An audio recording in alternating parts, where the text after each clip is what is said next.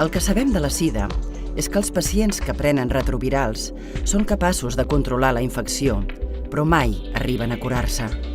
Això és perquè hi ha virus que es mantenen en estat latent a les cèl·lules que poden despertar-se dècades després i reactivar la malaltia.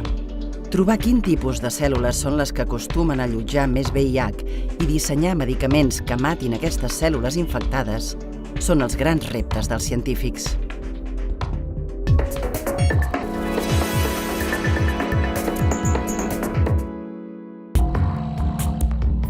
Yo me hice científica, yo creo que fue gracias a unos dibujos que cuando tenía 6 o 7 años, yo creo que es unos dibujos que mucha gente ha visto, que es Eres una vez la vida. Verlos me apasionaba, ver lo que estaba pasando dentro de nosotros y cómo nuestro cuerpo reaccionaba a las enfermedades, y a partir de ahí me creó mucha curiosidad el saber realmente qué es lo que pasaba en nuestro interior. Maria José Buzón és investigadora del grup de recerca de malalties infeccioses de la Vall d'Hebron Institut de Recerca. Dins el centre, lidera el Laboratori d'Investigació Transnacional del Virus de la Sida.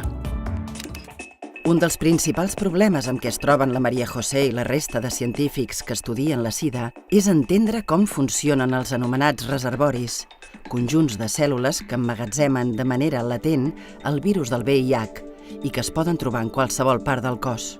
Sabemos que los ganglios linfáticos, que los tenemos distribuidos por todo el cuerpo, albergan mucha cantidad de virus. Entonces, también lo que estamos intentando son hacer terapias con nanopartículas dirigidas a esos ganglios linfáticos para poder eliminar las células infectadas de los ganglios.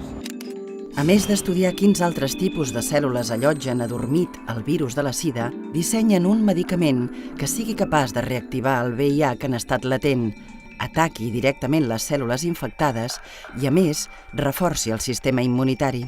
Que el fármaco no llega a todos los sitios donde debería llegar y luego que hay células que tienen una tendencia natural a expulsar esas drogas de forma más eficiente para que no les afecte a nivel celular a ellas. Els principals fàrmacs que s'estan donant actualment ataquen directament el virus.